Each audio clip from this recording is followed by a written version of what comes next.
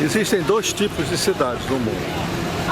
Uma cidade que você vai para se curar de alguma doença. Então essas cidades que têm águas sulfurosas, que tem o ar da montanha, que cura a tuberculose e tal. E tem as cidades que você vai para contrair alguma coisa. E você acaba contraindo alguma coisa, que é o caso de Manaus. Essas são cidades muito divertidas. Manaus é uma cidade divertida.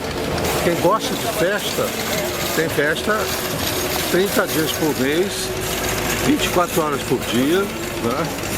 E enquanto que essas festas, essas cidades, onde tem estações de água, são muito chatas, são chatíssimas, né? É uma das grandes forças de Manaus, uma das grandes virtudes, diria, é o fato de que é uma cidade em que você contrai alguma coisa. Tá? Nem que seja uma leve gonorreia, que já tem cura hoje, tá? Mas aqui você sempre contrai alguma coisa. Pode contrair leseira também, que é altamente contagiosa, né, na cidade. Mas é o aspecto curioso da nossa cidade, dessa capital da Amazônia Ocidental. Para onde eu venho?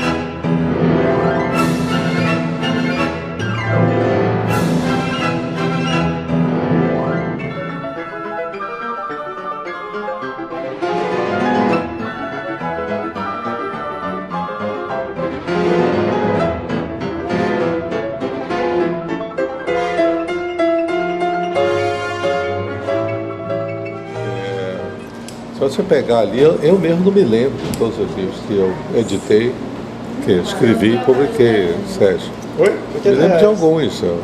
80... O primeiro, que é o Mostrador de Sombras. Irmão, filha? Foi. Tem depois do Mostrador de Sombras, o Galvez, Imperador do Acre, a Operação Silêncio. Aí tem o Médio Maria. O Brasileiro Voador, a Resistível Ascensão do Botucuxi, tem o Fim do Terceiro Mundo, tem a Tetralogia, tem 3 volumes já publicados, Crônicas do Grão-Pará e Rio Negro, enfim, são esses livros, né, que eu tenho. Fora algumas peças de teatro, que algumas não estão publicadas, as outras estão publicadas em 3 volumes, pela Marco Zero. E tem alguns dos romances publicados em 25 países e em 6 línguas europeias. Agora 7, que está traduzido em... Bom, não é Europa, é Turquia, não é Europa. Daqui a alguns meses vamos ter em búlgaro e em ucraniano. Acabei de assinar um contrato com a editora ucraniana, eles vão lançar o Galvez, Imperador do Acre. Basicamente é isso. Fora as colaborações de jornal, revista. Eu fui colunista da Folha de São Paulo durante muitos anos. Depois escrevi uma coluna na Crítica todo domingo, chamada Capital do Mormaço. Capital do Mormaço. E agora não estou escrevendo mais em jornal. Meu nome é Márcio Gonçalves Pentes de Souza, mais conhecido como Márcio Souza, que é meu nome literário, sai na capa dos meus livros. Eu nasci aqui em Manaus no dia 4 de março de 1946, uma terça-feira gorda de carnaval.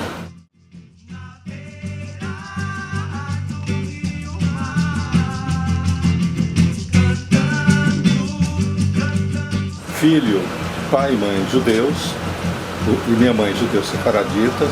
Meu pai de origem portuguesa, veio para a Amazônia no início do século XIX, de Marrocos, a família do meu pai. Ele já nasceu no Brasil, lá em Belém. Minha mãe, Ceballos, portuguesado aqui no Brasil para Cevalho. Eles fugiram da Espanha, foram para o Peru. E quando a Inquisição começou a apertar lá, eles foram entrando na Amazônia e chegaram até o município de Alvarães, que antigamente era parte de Tefé. Naquela época era uma coisa só, Espanha e Portugal, e não tiveram problema de fronteira, não tinha que mostrar passaporte, até porque não tinha controle de fronteira entre o Brasil e o Peru, provavelmente no meados do século XVII. Meu pai era operário gráfico e minha mãe do lar, até que durante a ditadura militar meu pai teve que fugir de Manaus com ameaça de prisão, provavelmente porque ele era um dos dirigentes sindicalistas importantes aqui. Minha mãe então era uma mulher muito ativa, mas era do lar, dona de casa. Com a fuga do meu pai, perseguido pela ditadura, ela puxou o seu lado lusitano, seu sangue lusitano, seu sangue judaico, e se tornou uma das mais importantes comerciantes aqui na área, com um salão de beleza. E com isso ela segurou a barra. Meu pai, fugido, não podia trabalhar, e eu já estava começando meus estudos em São Paulo quando isso aconteceu. Em 64, em 65 eu fui sair daqui.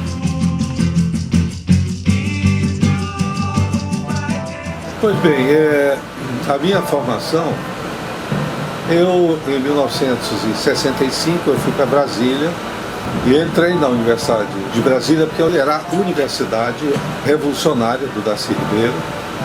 Era uma das mais importantes universidades do mundo, despertava a atenção dos grandes centros culturais. Ela reuniu várias lentes nas ciências, nas artes. Era tão completa a universidade que tinha uma faculdade de teologia que oferecia as diversas vertentes da teologia. A teologia católica e cristã, a teologia da reforma protestante, tinha teologia das religiões asiáticas e tinha também teologia das etnias brasileiras. Foi uma das primeiras faculdades a ser fechada pelos militares. Eu fiquei poucos meses lá. Eu entrei, fiz uma prova de suficiência para ver se eu precisava de algum reforço. Porém, nós tínhamos aqui no Amazonas uma extraordinária educação. O sistema educacional daqui tinha sido implantado ainda no século XIX pelo imperador Dom Pedro II. Era um currículo muito completo de humanidades. Aliás, o curso que eu me formei no segundo grau era Humanidades. E esse curso tinha as matérias normais, português, geografia, história, mas tinha também música. Eu sei, por exemplo, solfejar e ler partitura, canto e piano. Se aprendia na escola isso. Tinha desenho artístico e geométrico, tinha trabalhos manuais, que você podia montar coisas e tal. O Colégio Dom Bosco, onde eu estudei, ele tinha uma sala de ciências, uma sala de geologia, eles tinham um cineclube, existia um grêmio e tinha educação religiosa. Tanto no colégio primário, onde eu fiz as primeiras letras, tal, no grupo escolar Princesa Isabel, também meu pai autorizou os professores se eu podia assistir o que eu quisesse.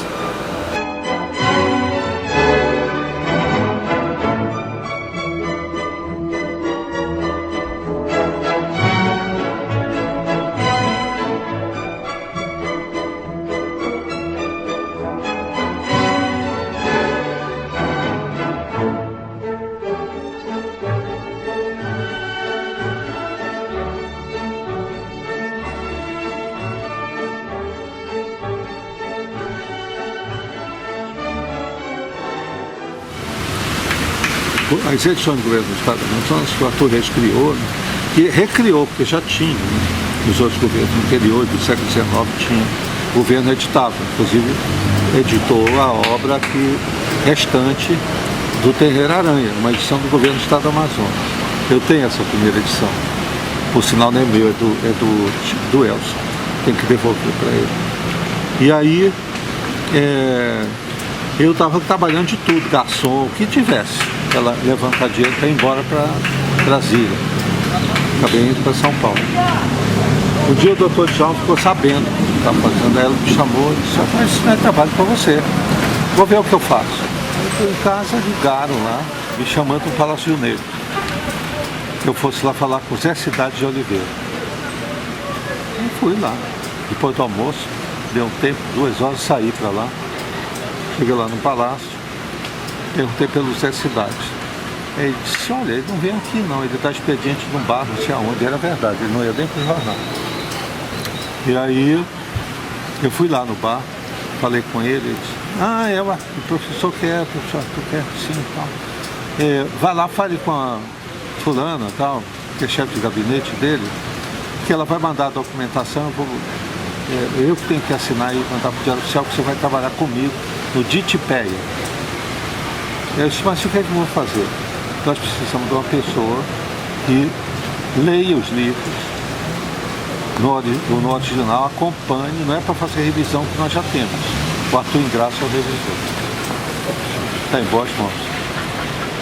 Mas cuide lá para apressar, para os caras não atrasarem, porque eles atrasam muito lá na Sérgio Cardoso.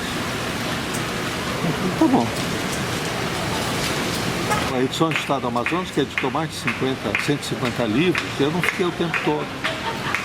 Porque quando chegou no começo do ano seguinte, eu fui lá e pedi a conta. Ele não queria me dar o doutor Reis. Disse, não, você pode ficar tirando a vida toda a licença, sem remuneração. No dia que você quiser voltar, você tem um cargo aí.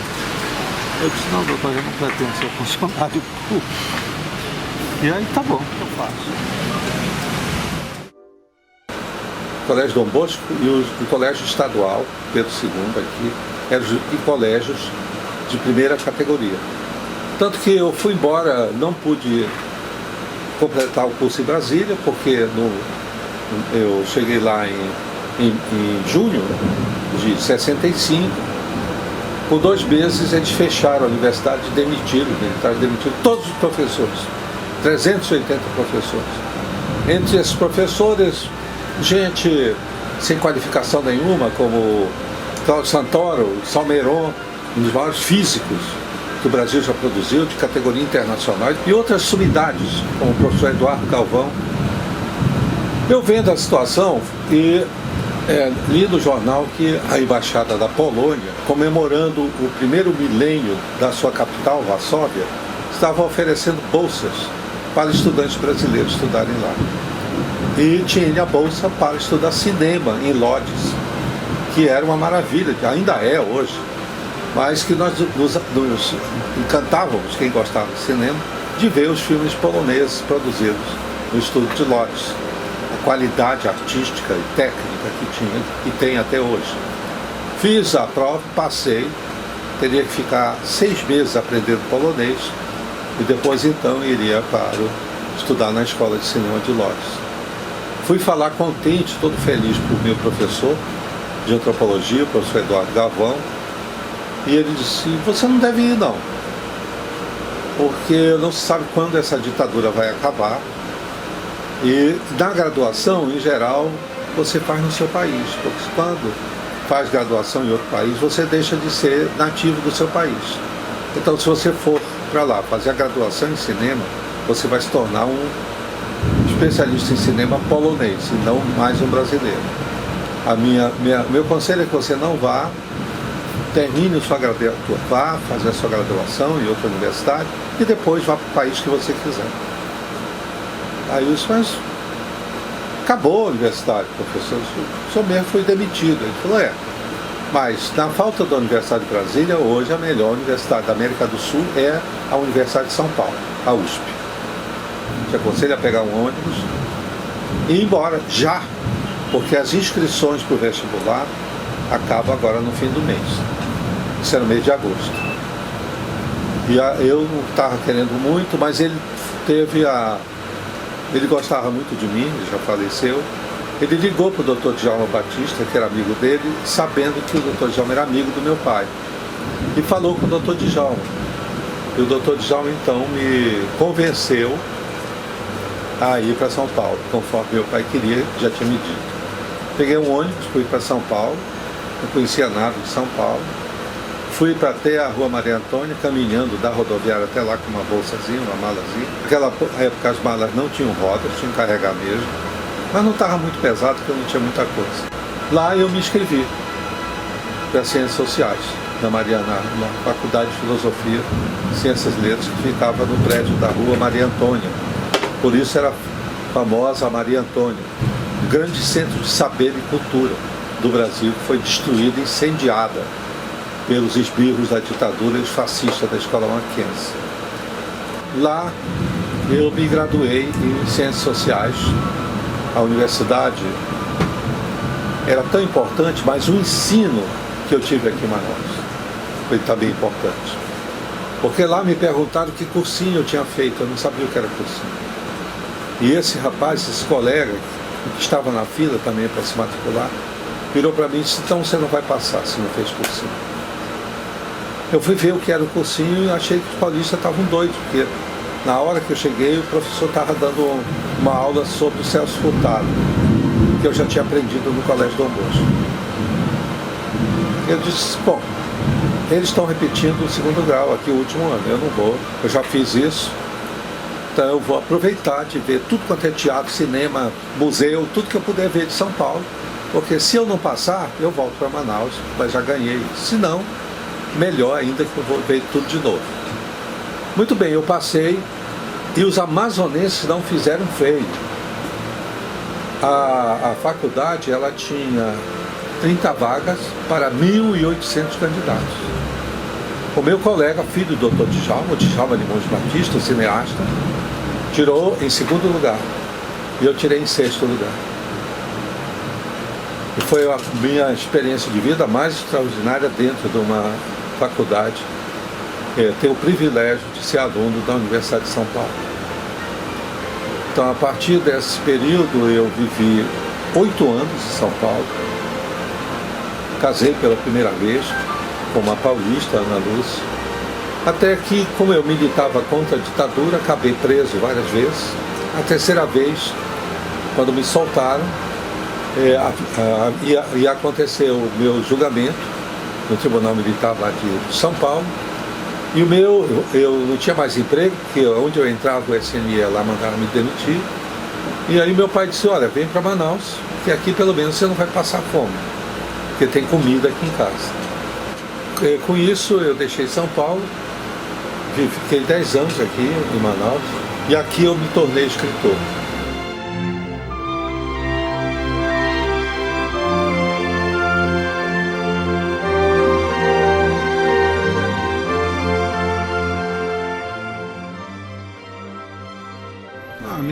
A Ana Lúcia é minha primeira mulher, fomos casados durante 8 anos lá em São Paulo. Casados não, né? Nós éramos estudantes, ela era estudante de filosofia, eu era estudante de ciências sociais e vivíamos juntos lá. É engraçado que a mãe e o pai gostavam muito de mim, e a gente vivia lá, almoçava lá e tal, mas eu tinha uma casa na Praça Buenos Aires onde eu morava, e ela morava comigo lá. Depois, quando eu tive problemas políticos, eu tive que voltar para Manaus, ela não quis vir porque ela disse que não conseguia viver em cidade pequena. Aí acabou o casamento. Passado um tempo, isso foi em 72, eu estava aqui em Manaus, era o lançamento do filme que eu fiz, A Selva. Eu conheci a Ida, minha esposa atual, somos casados mesmo. E a Ida era jornalista, repórter da TV Educativa. Nos encontramos, vivemos juntos até 88, nos casamos em 88, o meu somos casados realmente. E a Ida já tinha o Lauro, o filho dela, que eu considero meu filho também. O que me surpreende é que eu só fui perceber que elas são ladeiras quando eu completei 70 anos. Para mim era tudo retinho, sem problema de ladeira. Mas aqui tudo converge para Eduardo Ribeiro e essas ladeiras, por exemplo, eu não consigo mais subir de uma vez a Eduardo Ribeiro, que é outra ladeira. E é uma das provas que não existe planície amazônica. É tudo ladeira.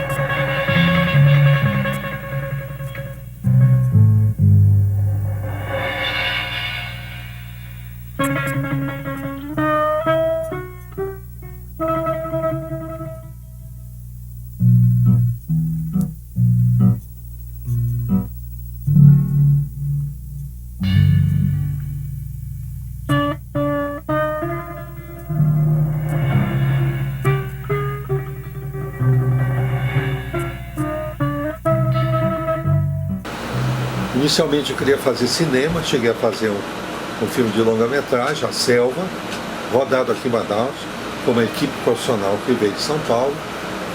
Em São Paulo, na produtora que fez A Selva, eu tinha sido contratado como roteirista, onde trabalhei 4 anos, até o Exército ir lá e mandar me demitir, que é a Servicine, a produtora, e eles produziram A Selva, como produziram diversos filmes importantes do cinema brasileiro.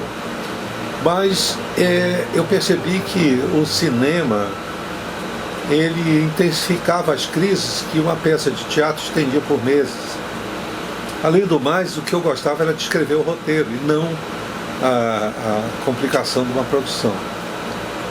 E ao mesmo tempo, na Servicine, eu trabalhei como roteirista durante esses anos e provavelmente escrevi os piores filmes do cinema brasileiro, lá, um cinema comercial, de caipiras, cangaceiros, etc. Mas que foi uma verdadeira escola de literatura. Ali eu aprendi que tem leitor, eu tenho que prestar contas com leitores, como produtor de cinema tem que prestar contas para os espectadores do cinema. O cinema paulista não era financiado pelo Estado.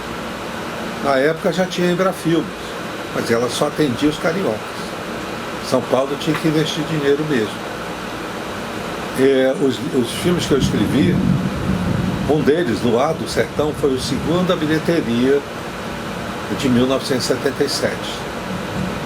Era um filme com Tonico e Tinoco, duas criaturas admiráveis, repleto de um elenco de atores populares de São Paulo, que ainda existia um tipo de teatro que lembrava a comédia dell'arte. Um desses atores, que tinha o nome artístico de Pirulito, ele era um palhaço magrinho e ator cômico. Ele tinha um circo, o Circo Teatro Guaraciaba, que rodava pelo interior de São Paulo. Eles tinham 3 trailers, e eles levavam o teatro, montavam e encenavam peças antigas, populares. Eles não tinham texto, eles iam inventando, seguindo a história que eles já tinham na cabeça. Era a coisa mais extraordinária, o contato que eu tive rodando o Luar do Sertão. E nunca mais esqueci do Pirulito, do elenco dele, e a magia que eles transmitiam, e a população embevecida, maravilhada, assistindo os espetáculos. Nunca vi mais, mesmo no teatro aí por fora, a comunhão dessa plateia popular com aquele teatro popular, pobre, miserável, de péssimo figurino, pobre, com efeitos especiais simplórios, mas que encantava e o público enxergava o que deveria enxergar de maravilhoso ali. Isso foi uma grande lição que eu aprendi trabalhando em cinema em São Paulo.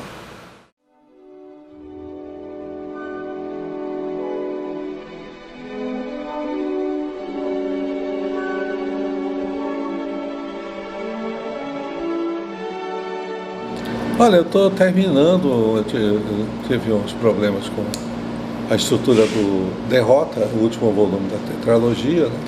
4º volume, e eu estou terminando esse trabalho, com o projeto de escrever um romance sobre a Segunda Guerra Mundial, fronte italiano, e 5 amazonenses, personagens amazonenses. Um piloto da FAB e um oficial e 2 praças. Eu já fiz uma viagem há 2 anos atrás, saindo de Nápoles, onde os soldados desembarcaram, até Fornovo, no norte da Itália, perto de Gênova, onde o exército brasileiro parou. E é incrível o que se ouve dos brasileiros nesse percurso. O amor que o povo lembra, o povo italiano tem pelos soldados brasileiros. Eu que nem minha mãe nem meu pai são praticantes religiosos, nunca foram. O problema, não sei se foi o problema. Isso me permitiu estudar nos melhores colégios, estudar no Dom Bosco, e se eles fossem religiosos não me permitia, né? Bom, meu pai, o senhor Jamaci Sena Bentes, ele era uma grande figura. Todos os pais, nem todos, mas a grande maioria dos pais, pelo menos dos meus amigos que eu conheço, tiveram pais incríveis, né? E o senhor Jamaci é dessa categoria. Ele foi um militante político, um humanista. O senhor Jamaci adorava ser gráfico e adorava o Rio de Janeiro. Ele foi embora para o Rio, ele tinha um irmão que morava no Rio, o irmão dele era sapateiro, o irmão mais velho. Eu tinha uma grande admiração por esse irmão, porque ele foi para o Rio e foi trabalhar numa fábrica de sapatos, na Zona Norte, no bairro de Guadalupe. Ele era tão destro no trabalho que ele fazia que acabou criando, ser um designer de sapatos. Ele fez vários sapatos para Carmen Miranda, essa a lenda da família. O meu pai foi para o Rio e morou na Lapa. Era a paixão dele, o Rio de Janeiro. Ele só não ficou lá porque veio a guerra. Meu avô, com medo que ele fosse convocado para ir embora para a Itália, foi buscar ele lá e trouxe para cá, onde ele tinha influência para evitar que o meu pai fosse convocado. Meu avô pegou, trouxe ele de navio, voltou para Manaus e aqui ele fez concurso para Receita Estadual. Ele era de concurso fiscal de rendas do Estado. E ele trabalhando lá como fiscal, exercendo e tal. O que acontece? O equipamento do Diário Oficial dá um problema. Ele tinha um amigo que era revisor lá. E aí esse amigo falou para ele que tinha dado isso, e que eles estavam com a máquina parada e o Diário Oficial atrasado, porque naquela época era um problema vir alguém do sul para cá, né? Aí o meu pai, eu trabalhei em gráfica lá, então eu entendo um pouco, deixa eu olhar. Foi lá e resolveu o problema. A máquina passou a funcionar. E isso aconteceu várias vezes na vida dele. Ele então, o governador da época, que era o governador Álvaro Maia, pediu que ele fosse administrar a gráfica do Diário Oficial, mas continuava como funcionário da Receita Estadual. Aí ele foi destacado para lá, e lá ele trabalhava durante a tarde e à noite no Jornal do Comércio. Depois ele trabalhou em todos os jornais que teve em Manaus como gráfico. Meu pai era militante, foi presidente dos gráficos, aqui do Sindicato dos Gráficos. Eu estudei do Colégio Dom Bosco os 7 anos, com bolsa do Sindicato dos Gráficos. Naquela época os sindicatos davam bolsa para os filhos dos operários. E o meu pai dirigiu várias greves aqui. Greve na minha casa não era nada heróico, né? Ou porque meu pai acabava preso, E porque ele ficava preso e não tinha, a coisa ficava ruim em casa. Né? Enquanto meu avô estava vivo ainda, ele quebrava o galho, mandava a feira para minha mãe, etc., morava pertinho. E depois que ele faleceu, meu pai aí já ficou com mais dificuldade, porque minhas tias não tinham essa aí. E eu acabei militando por causa dele. E ele dizia sempre, não, veja bem, eu não quero comunismo, eu quero uma sociedade justa, porque a minha missão aqui é melhorar esse mundo, para quando o Messias vier, no tempo do Messias, ele já não tem muito trabalho para trazer justiça. Alguns outros judeus já ajudaram ele, ele dizia isso de brincadeira, né? Mas é verdade.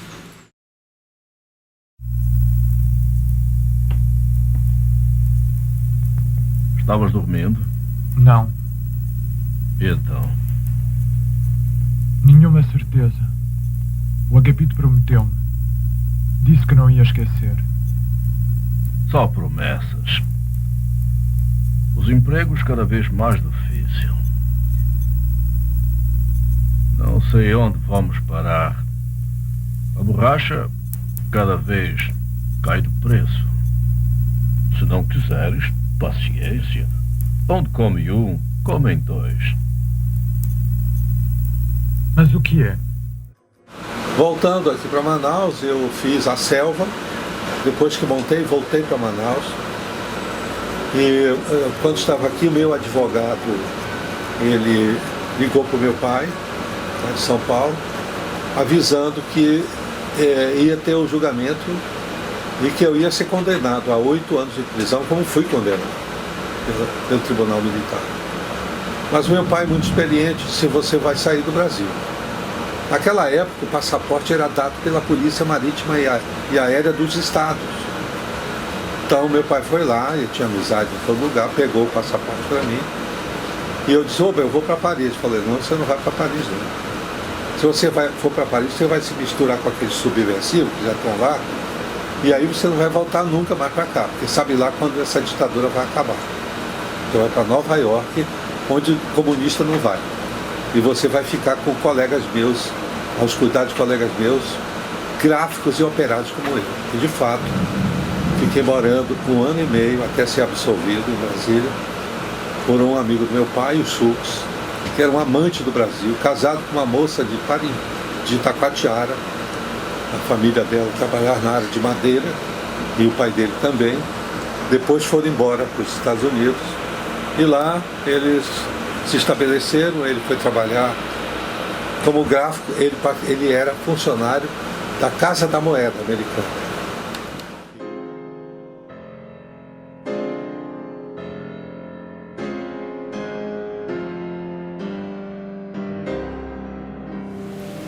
Bom, minha mãe era uma típica mãe judia, né?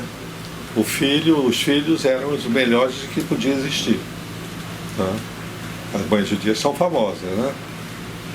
Ela era daquele tipo: come senão eu me mato. Né? E a italiana diz: come senão eu te mato, né? É a diferença da mãe italiana para a mãe judia. Se o menino não está comendo, ela diz que você fica traumatizado pro resto da vida, porque se ela morresse, você não estava comendo como ela mandava. Né? Mas ela era uma pessoa muito rígida nas coisas, muito exigente, não é? E nos cuidou, muito afável, muito maternal também. E orgulho que ela tinha dos filhos. Né? Vou te dar um exemplo curioso.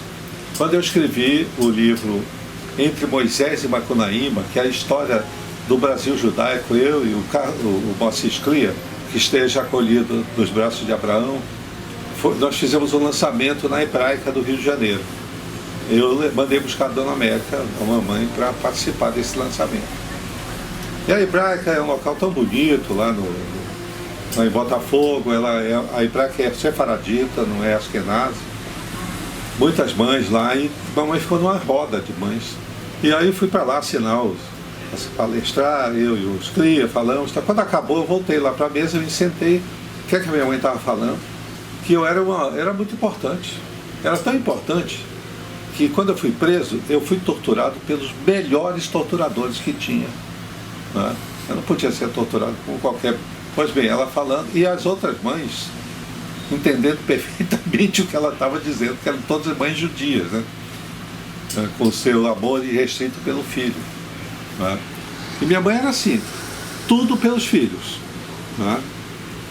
E no final ela uma mulher de personalidade forte, por isso que o Deco, meu irmão, já falecido também, dizia que só o papai aguentava ela, que às vezes saía com coisas. Minha mãe, ela faleceu há 3 anos, aliás. Ela chegou, ela tinha 94 anos, lúcida, perfeita, adorava ler. E ela teve o mesmo problema que eu tenho hoje, que é a degenerescência da mácula dos olhos.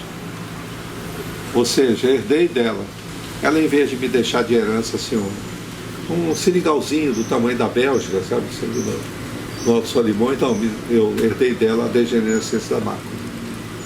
Pois bem, ela adorava ler, lia muito livro, adorava certos autores. O autor predileto dela era o Sérgio Porto, História da Ponte Preta, mas ele leu muitos Nelson Rodrigues, romances, Carlos Heitor Coni, muita literatura brasileira que ela gostava.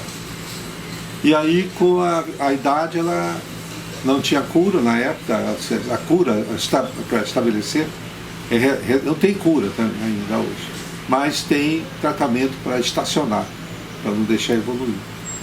E ela não teve esse tratamento, ela foi perdendo a visão mesmo, que é a visão central, que é crucial para a leitura.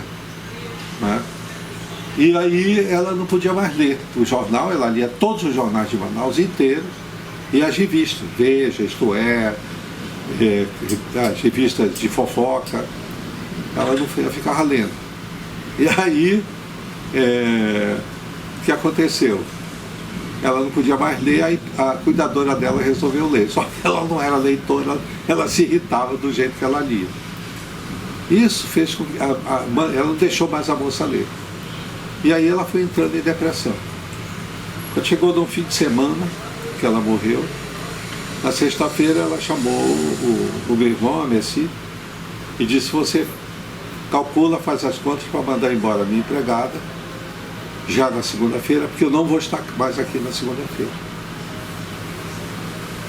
Aí quando foi no domingo, todo domingo nós saíamos, eu, o Deco e o Messi, e levávamos ela em 4 restaurantes, um a cada fim de semana que ela gostava. Nunca tentasse mudar o restaurante, porque ela não ia gostar. Ela colocava defeito, olha, tá ali sujo, não sei o quê. Ela acordou às 6 da manhã, como ela fazia, a cuidadora levou lá, deixava ela dentro do banheiro, porque ela não queria ninguém dentro do banheiro. Ela tomou banho, saiu do banheiro, se maquiou toda, penteou o cabelo, trocou de roupa, sentou na cama e morreu. Quando a cuidadora veio me chamar, eu corri lá, ela ainda estava quente, eu pensei que ela tinha desmaiado. Ela muito vaidosa, andava sempre muito elegante. E eu me dei conta que mamãe tinha morrido porque eu despenteei ela todinha. Se ela não estivesse morta, ela tinha me dado a maior bronca da história.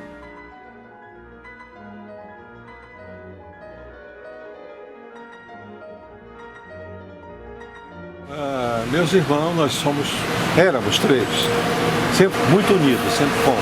Uma coisa da família mesmo. Embora cada um tenha feito a sua vida. O Deoclésio foi o primeiro, furou a fila.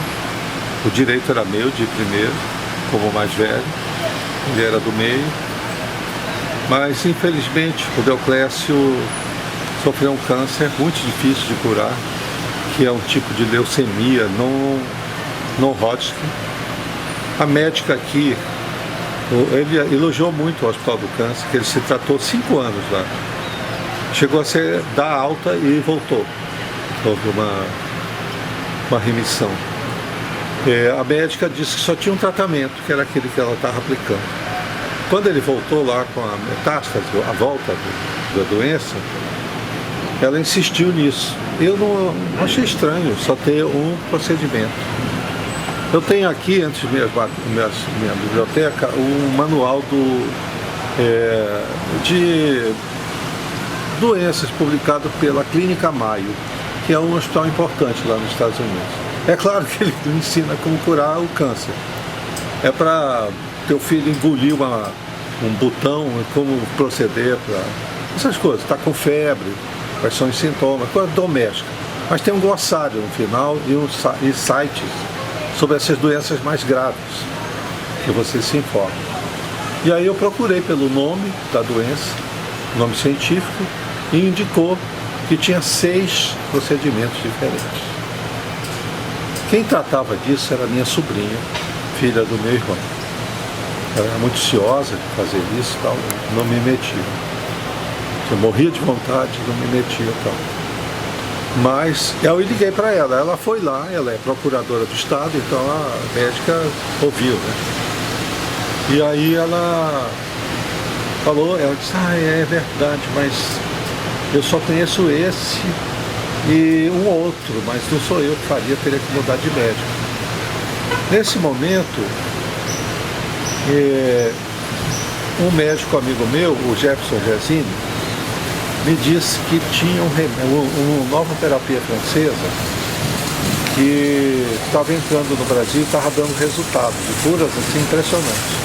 Me deu o nome do remédio, do laboratório, mas tinha que ser, era 300 mil reais a terapia completa.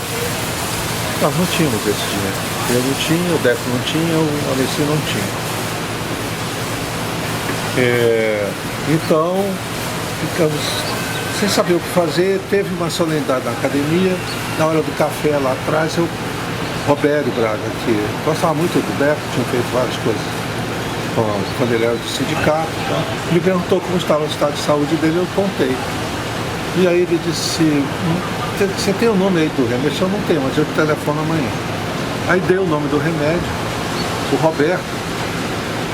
Robério estudou, foi procurar e tal, e comprou 2 doses e mandou.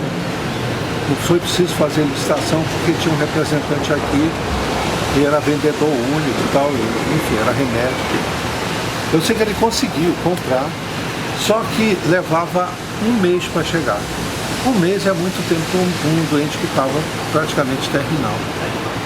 Então o que é que ele fez? Ele ficou atrás e encontrou um hospital que tinha um conhecido dele, médico lá.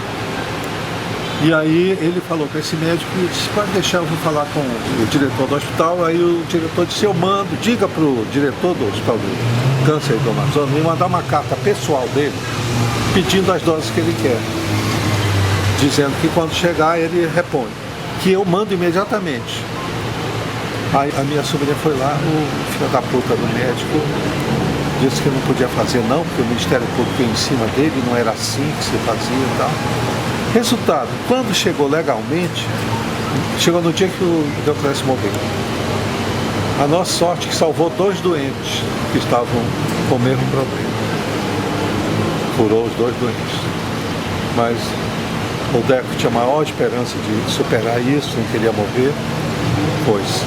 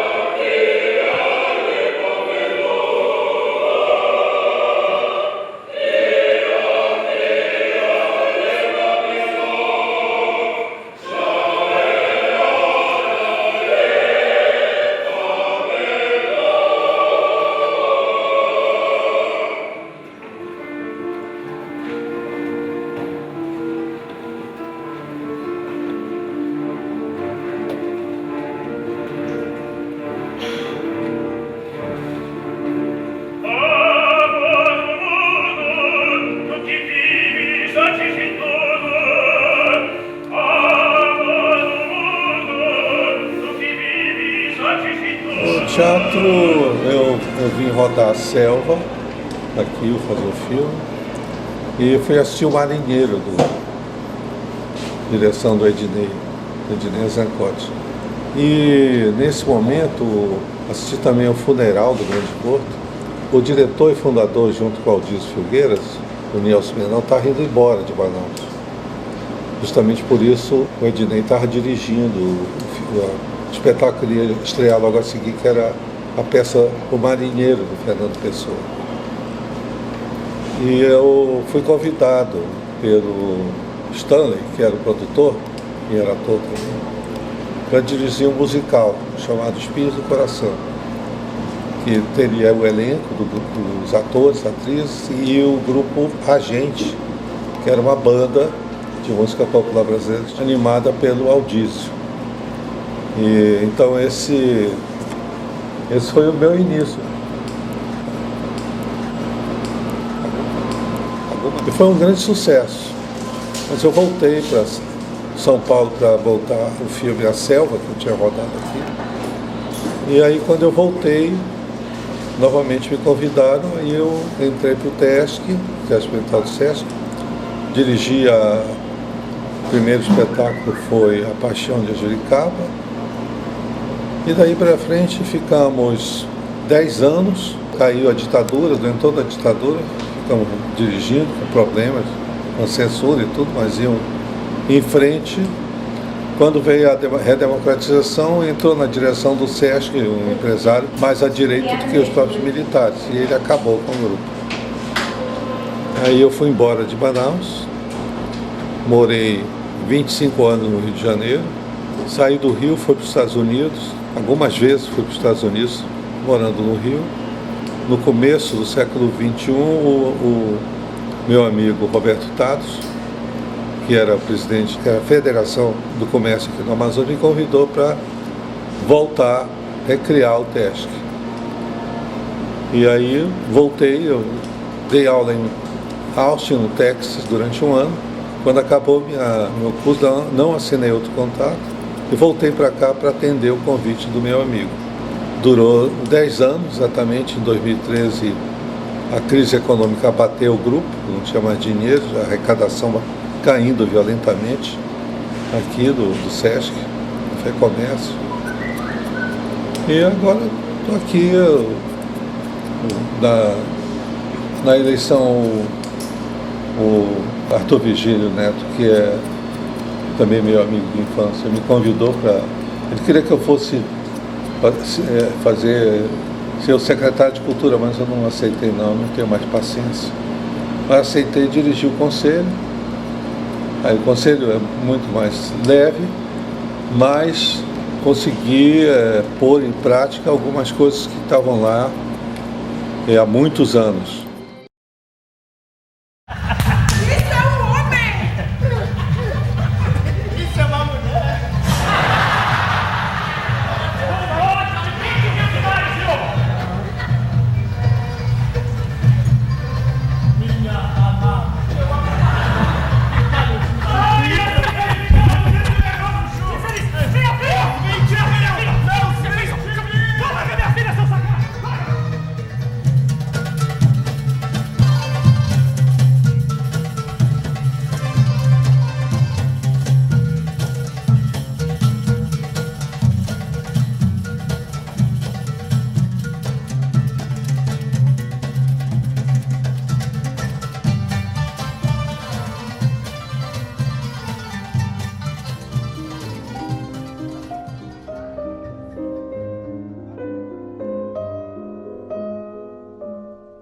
Aqui você tem Amazônia.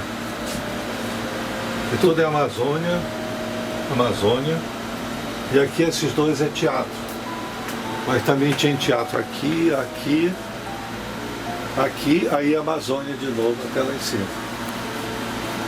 A minha biblioteca, ela não é uma biblioteca de bibliófilo. Eu não tenho nenhuma primeira edição aqui. Elas têm, porque os livros amazonenses já saíam raros, porque a tiragem era 200, 300 exemplares, e pela Convenção Internacional das Bibliotecas, 300 exemplares é livro raro, é de 300 para baixo. Aqui é um livro de pesquisador e leitor. Ou seja, são livros que me interessaram, que me permitiram escrever a expressão amazonense, a história da Amazônia. São livros que têm diversas línguas. Sobre a Amazônia eu tenho português, espanhol, inglês, francês, italiano e alemão. Esse dorso amarelo são reedições feitas pelo Senado Federal.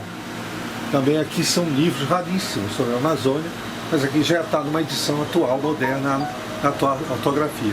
E ao mesmo tempo tem coisa que acabou de sair nos Estados Unidos, como esse sobre a cultura das comunidades tradicionais da Amazônia. E esse aqui que é o estudo mais brilhante sobre a cabanagem, até hoje já escrito. Acompanhado de todas as bíblias que foram copiadas na Idade Média. Inclusive tem um Pentateuco aqui, tem um Torá. E aonde está, né, com os livros da Idade Média. Eu sou maluco por livro, né? Agora esse aqui também. Manuscritos notáveis.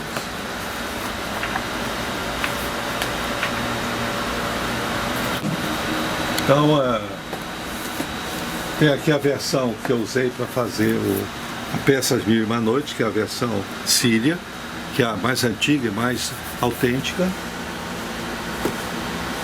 Ela não tem 1001 histórias, porque ela usa como sentido figurado.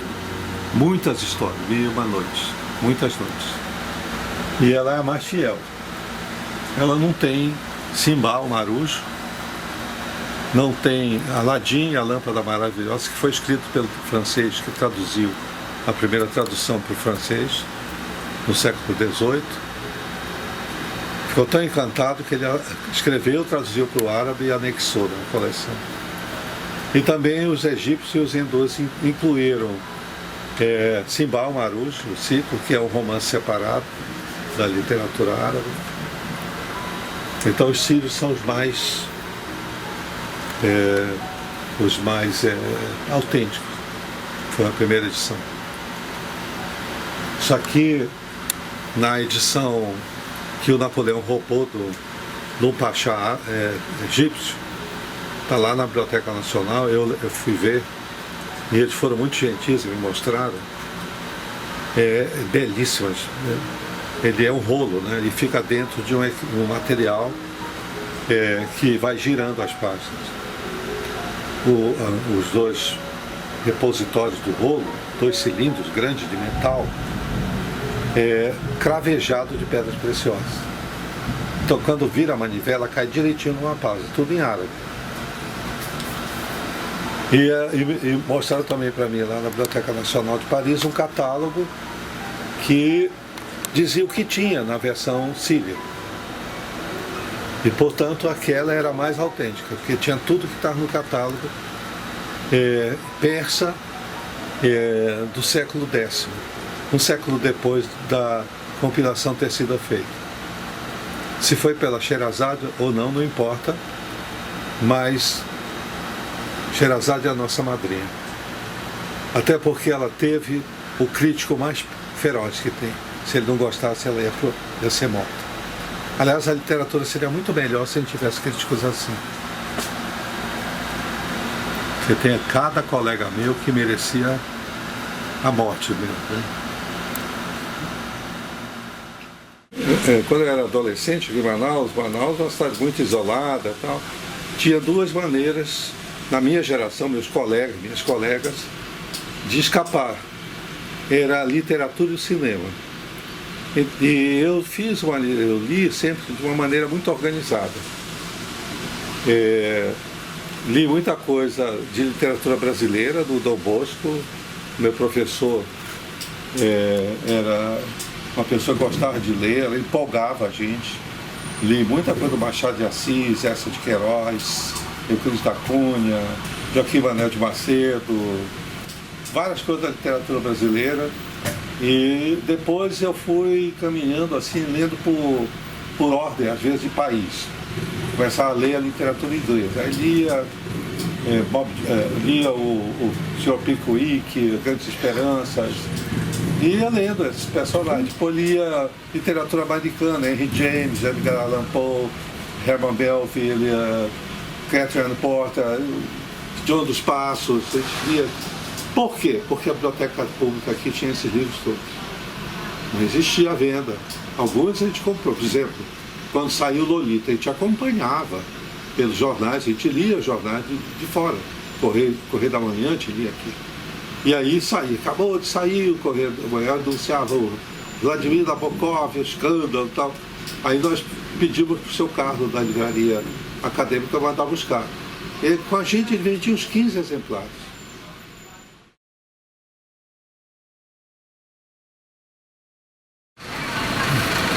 Bom, eu gosto muito de L'Âge d'Or, do Buñuel. Gosto do Encoraçado Potenquini e Os 10 Dias que Abalaram o Mundo, do Ancestais. Gosto do Deus e Diabo na Terra do Sol, do Glauber. Na verdade, eu gosto da obra toda do Buñuel, né? Todos são maravilhosos. Mas eu gosto do John Ford,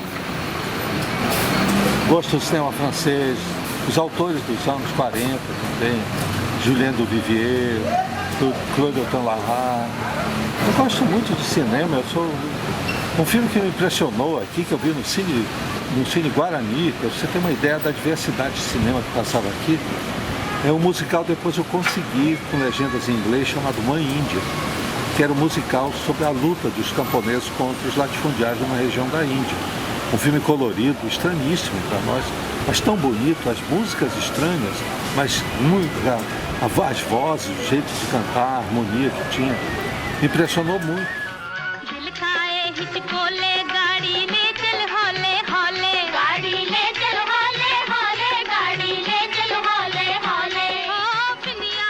Aqui você podia, tinha até filme americano programado aqui, mas você podia ir ao cinema, tinha um filme polonês, tinha um filme tcheco, um filme japonês, um filme chinês, muito filme mexicano aqui, que você via, do Cine Avenida, especialmente, que distribuía a Pelmex aqui.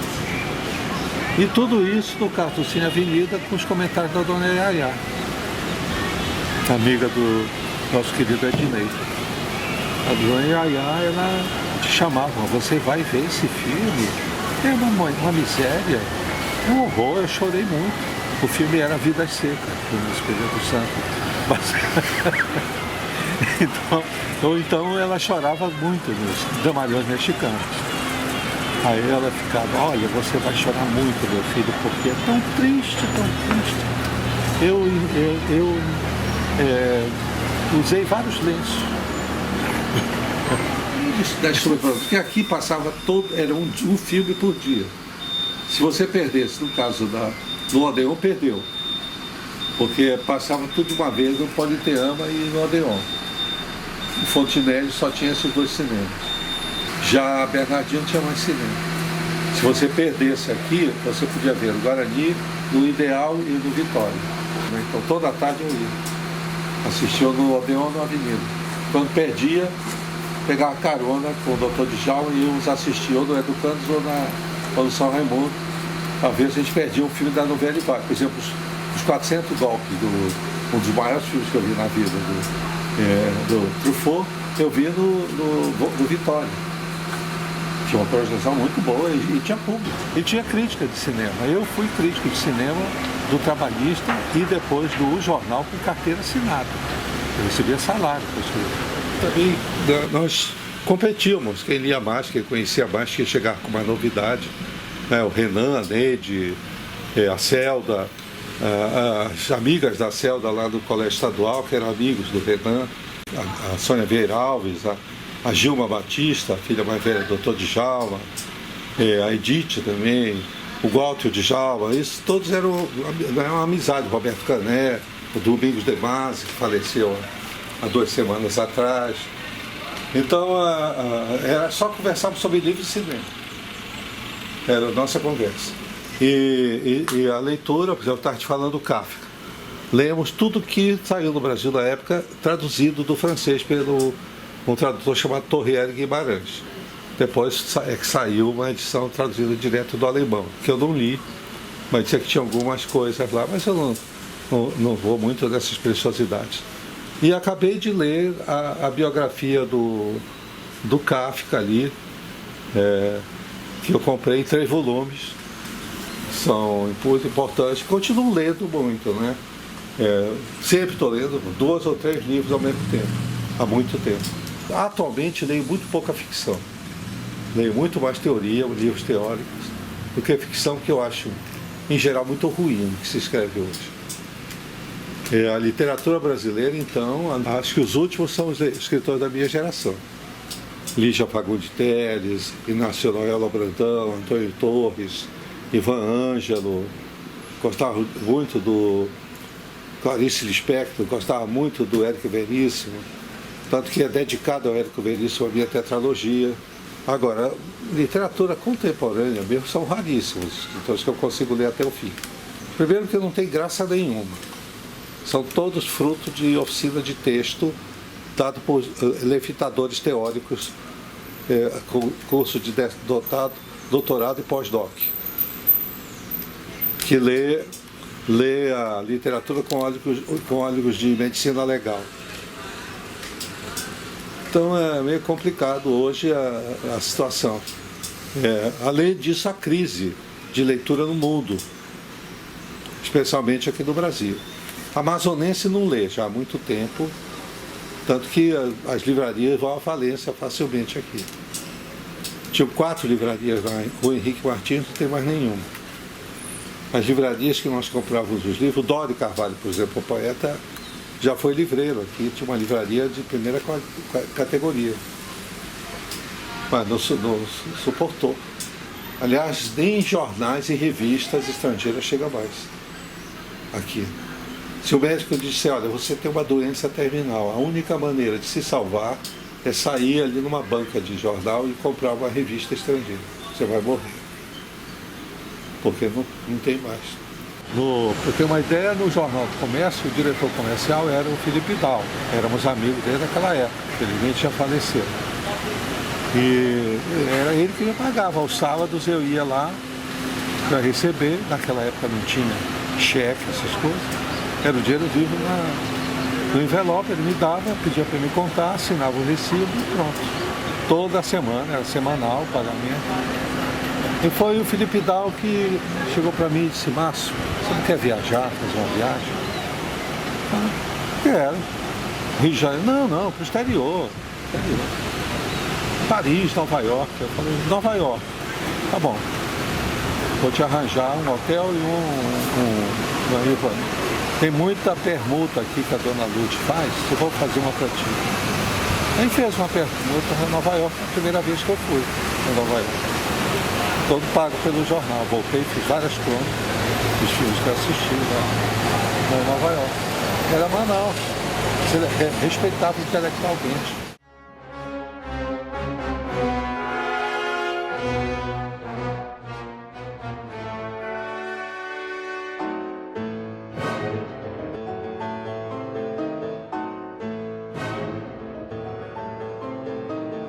Lá em Fornovo, é uma cidadezinha. Eu ia parar lá, olhar e ia embora para Gênova para almoçar. Fiquei tão encantado com a cidade que me dei conta, eram 3 horas da tarde. Aí eu disse, vou almoçar logo aqui. Será que eu encontro alguma coisa aberta aqui? Na pracinha lá da igreja tinha uma cantina. Essas cantinas italianas, sabe? Agora eu vou interromper porque é um momento perigoso, viu?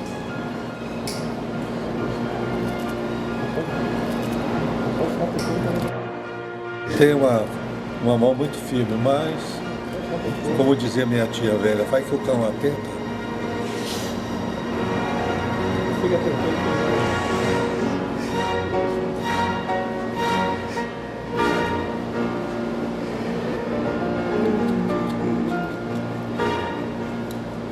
Mas o interessante é que era uma cantina com as toalhinhas vermelhas de quadrinho, quadriculado, vermelho e branco. Então. E eu me sentei lá e fiquei olhando, né? Não era muito grande. E eu vi tinha um balcão no fundo da cidade, com muitas fotos de soldados. E aí eu vi que a maioria tinha cobra fumando no braço. Eu cheguei mais perto. Aí era foto só de soldado brasileiro. O rapaz que estava lá tomando conta me perguntou: o senhor é brasileiro? Eu falei: sou. Olha, brasileiro aqui não paga. O senhor pode comer o que quiser aqui, não vai pagar um centavo. Porque vocês nos libertaram. Eu falei: mas não foi só o exército brasileiro. Também aqui tinha os ingleses, o exército francês com os marroquinos, o Brasil, mas vocês eram diferentes. O meu avô contou que todos davam chocolate, as coisas para o povo aqui. Mas os brasileiros dividiam a comida que eles recebiam. Se não tivesse tido os brasileiros, muitos teriam morrido de fome aqui. Por isso, o brasileiro não paga comida aqui. Eu me desmontei totalmente quando eu vi isso. Eu falei: eu tenho que contar essa história para os brasileiros. Depois eu descobri que Fornô foi um dos momentos mais gloriosos da Força Expedicionária. Foi.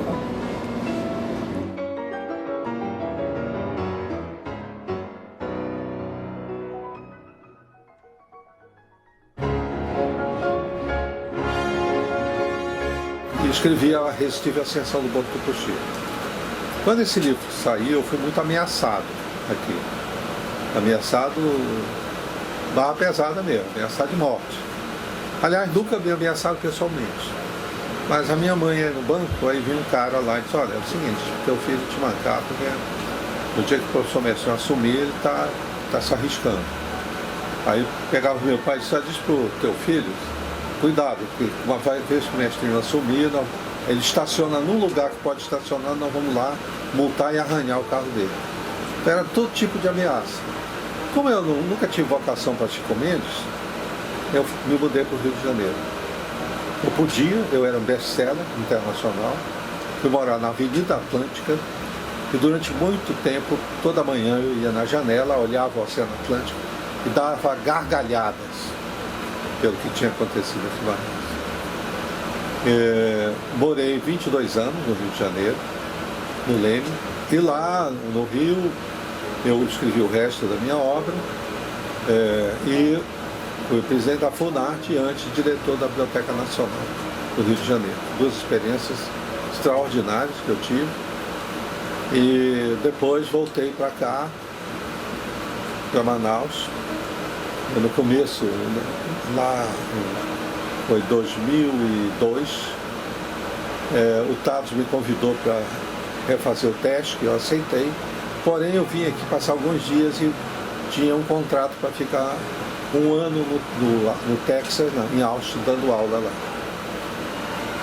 Eu já tinha dado aula antes nos Estados Unidos, eu fui professor adjunto em Berkeley, na Califórnia, fui professor em Dartmouth, fui professor na Universidade da Califórnia em Los Angeles, fui professor na Universidade da Califórnia em Davis e palestrante em muitas universidades, lá nos Estados Unidos, na Europa, em vários países.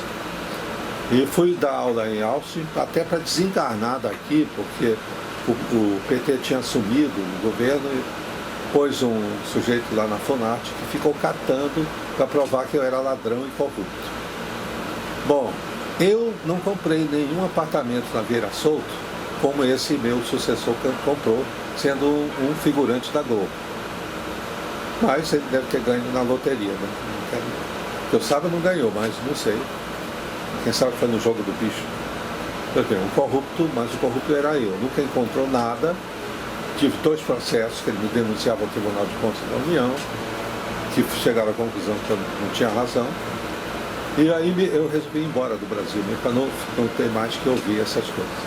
Aí eu fui para os Estados Unidos, fiquei 1 ano lá no Texas. Pois bem, então eu dei aula e voltei para cá, retomei com o TESC, o Teatro Experimental do SESC, e trabalhei no TESC até 2 anos atrás, quando a crise abateu o grupo.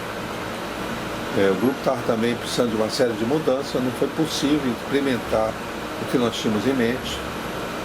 O SESC teve que optar ou a arte e cultura, ou sobreviver, escolher educação e saúde, quem vai discutir. E o grupo encerrou. Eu me dediquei apenas a escrever até quando o Arthur Vigílio me convidou para dirigir o Conselho Estadual de Cultura. Eu sempre tive muita sorte para conhecer pessoas assim importantes para a minha vida, pelo menos. Lá em São Paulo, quando eu comecei na faculdade, a minha classe, ela tinha pessoas de fora de São Paulo, só eu e um outro colega que era pernambucano. Mas esse eu perdi de vista. Tal. Mas na minha classe tinha a Vânia Santana, que era a esposa do Gianfrancesco Guarnieri, atriz, estava trabalhando em cena na época que eu conheci ela, no Arena contra Zumbi, era uma das atrizes, e mais alguns atores do Arena, como Isaías Almada, vários outros, eram 4, contando com a esposa do Guarnieri. E tinha a Maria Isabel de Lisandra, que era uma atriz muito conhecida, já jovem ainda, estava começando. Através desses colegas de sala, eu acabei me tornando íntimo do Teatro de Arena. Acabei ficando amigo do Guarnieri até o fim da vida dele, do Boal. Mesmo no exílio, a gente sempre se cruzava. O Boal, ele no Teatro Oprimido de Paris, ele montou uma versão francesa da Paixão de Juricaba. Sempre tive muitos contatos. E a seguir, também acabei me enfronhando através da Ítala Nandi do Fernando Peixoto no Teatro Oficina. Então eu frequentava ensaios, o Rei da Vela eu vi não sei quantas vezes como convidado e mantive um intenso conhecimento da classe teatral como frequentador. Era amigo do Jô Soares, sou amigo até hoje do Jô Soares, fui amigo do Ademar Guerra, um dos grandes diretores, o Abu Janra, finado Abu Janra, tinha amizade por ele, assistia os espetáculos. E a nova geração, o Jefferson Del Rios, o Timoshenko Web, o Plínio Marcos, o Antônio Bivar, eu lidava com esse pessoal todo ali. E também estudava, né? Não era só boemia, bar e todo. Nós tínhamos, frequentava 2 locais, não toda noite, mas quando eu tinha mais dinheiro, que era o Riviera, um bar que fica ainda está lá, em frente ao Belas Artes, na esquina da Avenida Ipiranga com a Consolação. Ali se reuniam meus colegas da faculdade, Ciências Sociais e os professores também. Então também me turmava muito com eles ali, né? Com o Vefor, com o Florestão, o Otaviani, a professora Maria Alice Forac, o Célia, enfim. Então a gente convivia assim, à noite ia para lá, às vezes ficava conversando até às 3 da manhã, especialmente no final de semana. Então eu fiz além dos meus colegas, estudei, hoje são pessoas importantes na sociedade paulista e brasileira, convívio que eu tive, né? Aqui também deixei muitos amigos, né? Amigos que se tornaram importantes, amigos também que têm uma vida bacana, tudo, né? Então é uma coisa um presente que a vida me permitiu ter e conservar até hoje, essas amizades. Alguns já se foram, já partiram, outros estão aí, exercendo, trabalhando. Um dos amigos melhores que eu tinha, mais próximo, né, era o Ademar Guerra, um grande diretor de teatro, que se dava a pachorra de vir, quando eu estava trabalhando no TESC, na primeira fase, 3 dias antes da estreia ele vinha para cá, assistia os ensaios, discutia comigo, conversava com ele, apontava problemas. Ele só exigia uma coisa, que a gente pagasse um hotel para ele e a mãe dele, que era professora, que ele gostava de viajar com a mãe. Então o resto, o hotel, a gente arranjava, alimentação, tudo, e ele vinha por conta dele. Todos os espetáculos, por exemplo, Jurupari, a Guerra dos Sexos, As Folias do Lar, todos esses espetáculos ele veio e trabalhou com a gente no final. Então ele tinha uma cancha, ele era de teatro mesmo.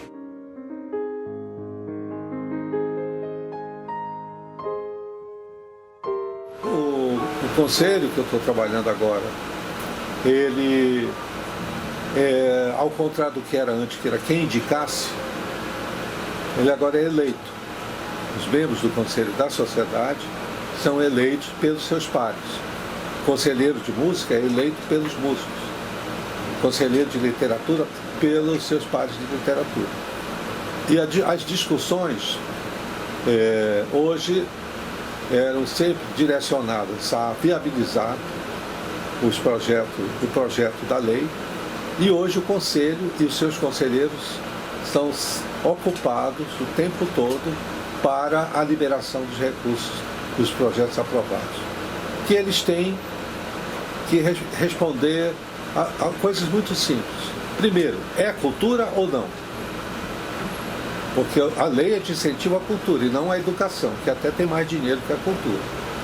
Então, se for coisa de escola, não é aqui, vai apresentar na Secretaria de Educação do município. Agora, se for cultura, esse projeto é acatado, é uma lei muito amigável, que as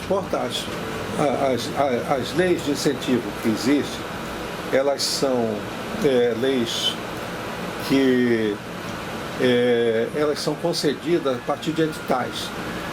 E o edital é muito duro, a legislação. Se você erra ou esquece de pôr um papelzinho, você está eliminado, independente da qualidade. Já a lei de incentivo, o que vale primeiro é a qualidade. É importante, é qualidade, é cultura. Ah, mas ele esqueceu o certificado o atestado de óbito do bisavô dele. Aí nós vamos chamar o artista, escuta, você esqueceu, vá procurar na sua família a certidão de falecimento do seu bisavô. Então a lei ela tem um lado amigável, porque só passa a ser julgado mesmo quando o artista atende todos os... Ou seja, ele só vai perder se for analfabeto, não conseguir preencher com erro de português, porque uma lei de incentivo à cultura, o cara não pode agredir o Camões, não pode agredir o Machado de Assis. Né? Isso no mínimo, o cara tem que saber a língua do país dele.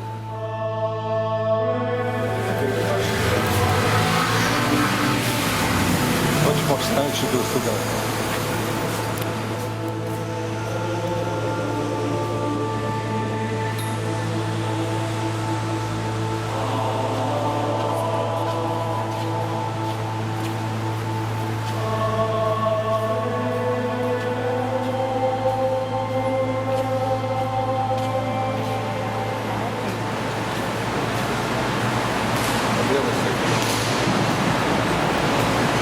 Essa tela aqui celebra a vitória da civilização ocidental contra os muçulmanos. Uma das batalhas de expulsão deles da Europa. Eu sempre venerei esse afresco.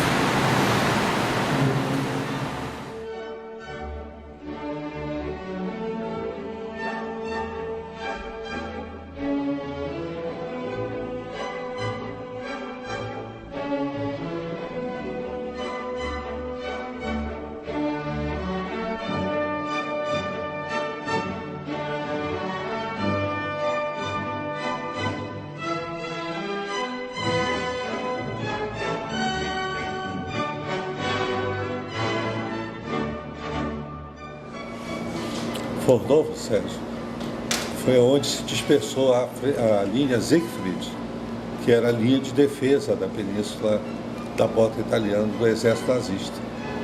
Os soldados da frente lá, com o general Patton, conseguiram romper com a linha e estava perseguindo uma divisão inteira do exército alemão. E aí eles estavam cercados por soldados do batalhão palestino, do Exército Real Inglês, e do outro lado o Exército Brasileiro, tinha um riacho. Eles resolveram se render. Por quê? Porque o batalhão palestino só tinha judeu. porque os palestinos mesmo, os árabes, eram nazistas, tinham aderido ao nazismo, ao exército alemão. E aí, para não se entregarem para judeus, eles atravessaram o rio e se renderam.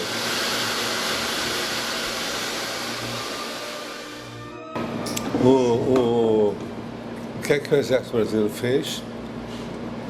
Recebeu, eles tinham 4 generais, 200 tanques, não sei quantos caminhões, não sei quantos soldados, desarmou todo mundo, armou uma prisão ao ar livre e convidou os soldados judeus para guardar os nazistas.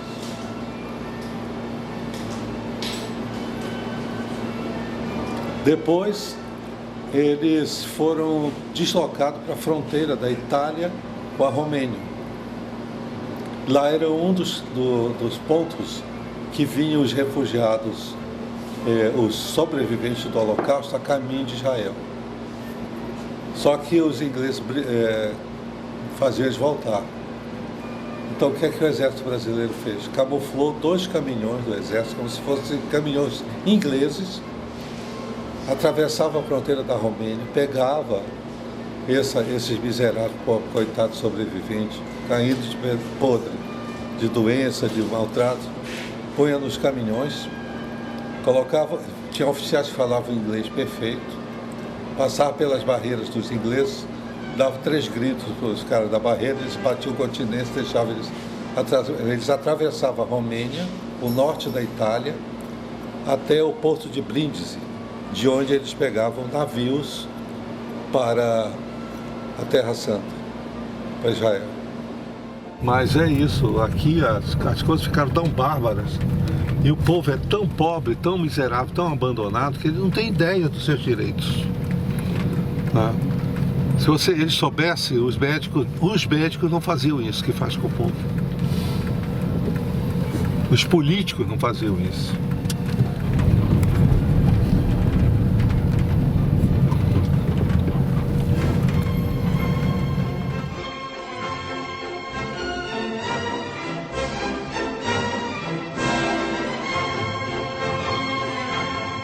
O Conselho, ele também ele é ligado a Manascut administrativamente, mas é ligado ao gabinete do prefeito como um órgão de assessoria ao prefeito.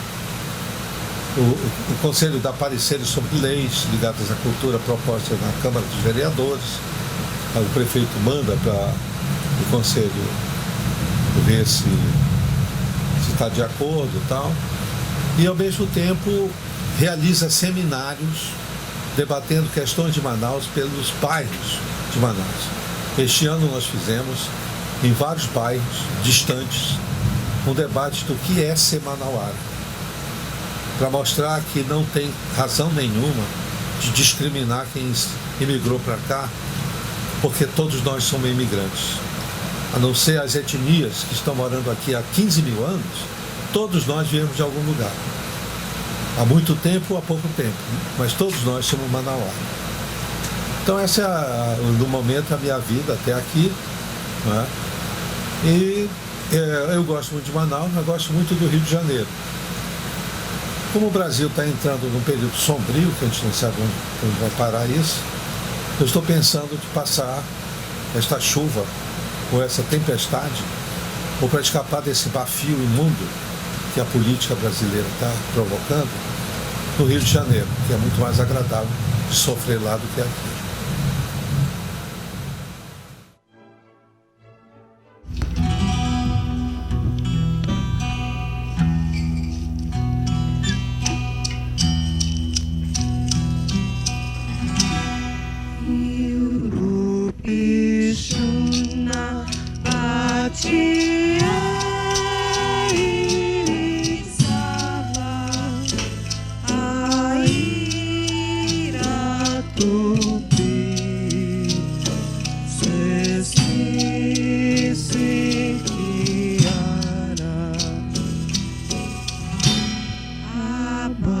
Traíra,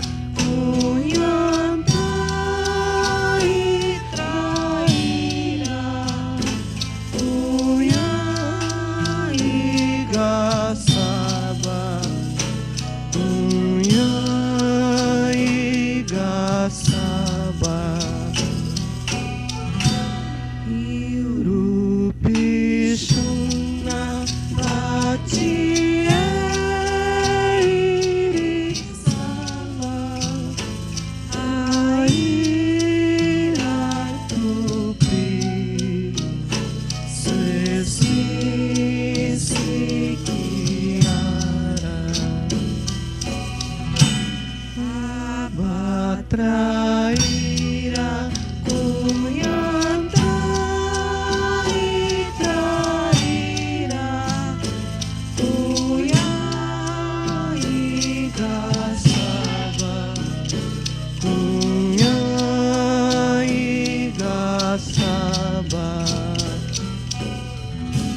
Aroeira, aroeira, aroeira, aroeira, aroeira, aroeira, unhase sierea, unhase sierea, aroeira, aroeira, aroeira, aroeira, aroeira, aroeira. O Pierrot morreu, o Pierrot morreu. Eu sou Ida Vicência, jornalista, bailarina, já fiz muitas coreografias e também sou escritora. Eu sou esposa do Márcio Souza, escritor que eu admiro muito. Eu gostaria de contar para vocês como eu conheci o Márcio. Na ocasião que eu cheguei em Manaus, ele tinha acabado de fazer o filme A Selva. E eu fui trabalhar na TV Educativa do Amazonas e me pediram para fazer uma entrevista com ele. Eu fui designada pelo diretor, que era o Ernesto Renan de Freitas Pinto. E foi uma entrevista que eu fiquei admirando completamente aquele, digamos assim, naquele momento ele era um diretor de cinema, mas essa não era talvez a verdadeira vocação do Márcio, porque depois ele se revelou como um escritor maravilhoso, como o Galvez, imperador do Acre, e aí começou a nossa história que não acabou até hoje, tem mais de 40 anos. Morei durante 4 anos em Manaus com ele. Aí nós andamos muito pelo mundo também, viajamos muito. E ele morou uma temporada muito grande no Rio de Janeiro comigo. Eu sou gaúcha, sou de Santana do Livramento, criada em Porto Alegre e fui aparecer aqui em Manaus. Vim visitar e acabei com esta ligação de vida com ele, né? Aí nós viajamos muito pelo mundo, estivemos em vários países e depois ficamos no Rio de Janeiro, como eu estava contando, e ele teve funções ótimas lá em relação à cultura, que é uma pessoa profundamente ligada em cultura. E, bom, isso vocês devem saber, ele foi presidente da Funarte, foi diretor do Instituto Nacional do Livro, na Biblioteca Nacional. E foram anos muito ricos de nossas vidas. Esse desenho de um afeto recíproco é simplesmente um mistério. Ninguém consegue entender como é que duas pessoas que nunca se viram, não se criaram juntas, não sabem nada um do outro, se encontram e parece que viveram a vida toda juntos. Então eu lá do extremo do Brasil, ele aqui na Amazônia, nos vimos e pronto. Continuou uma conversa que misteriosamente já tinha começado em algum lugar e que eu não sei, não consigo abrir esse mistério para as pessoas. E se conseguisse, eu tinha descoberto a fórmula do amor.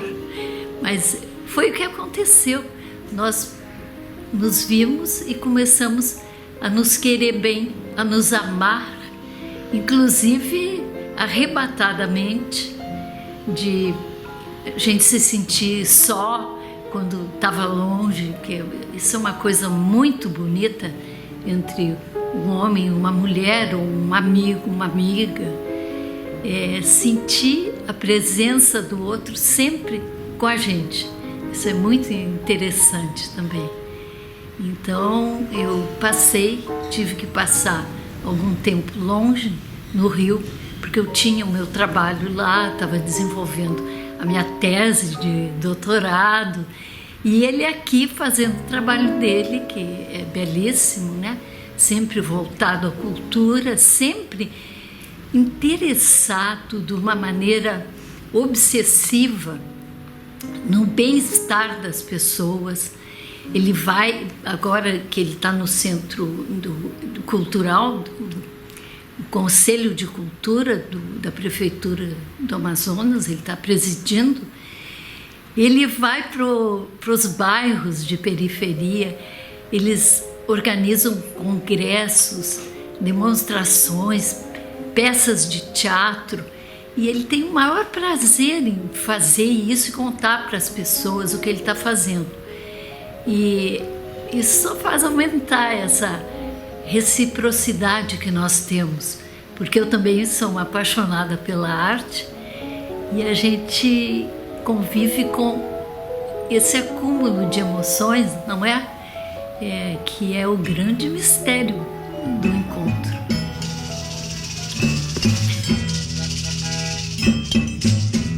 Antigo Baião era assim, no tempo do velho era assim,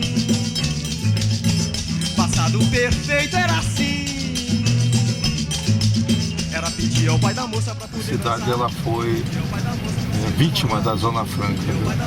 Porque os empresários que vieram para cá, eles vieram para ganhar dinheiro, não para tomar conta da cidade. Isso teria que ser a administração pública, e nós não tivemos. Ai, ai, ai, ai, passado, presente tem medo, passado, presente tem mais, mas agora o pai da moça não se pede mais, agora o pai da moça não se pede mais. A maioria dos prefeitos que passaram por aqui não sabiam o que era uma cidade. Então a cidade sofreu com isso. Tá? Como é que você pode abandonar isso aqui? Como é que você... Ali a igreja de São Sebastião é uma obra de arte. Você viu a infiltração que tem lá? Destruindo aquele painel lá. Era assim, no tempo do velho era assim, passado perfeito era assim, era pedir ao pai da moça pra poder dançar, pedir ao pai da moça pra se namorar, pedir ao pai da moça pra poder beijar, pedir ao pai da moça pra poder casar. Ai, ai, ai, ai.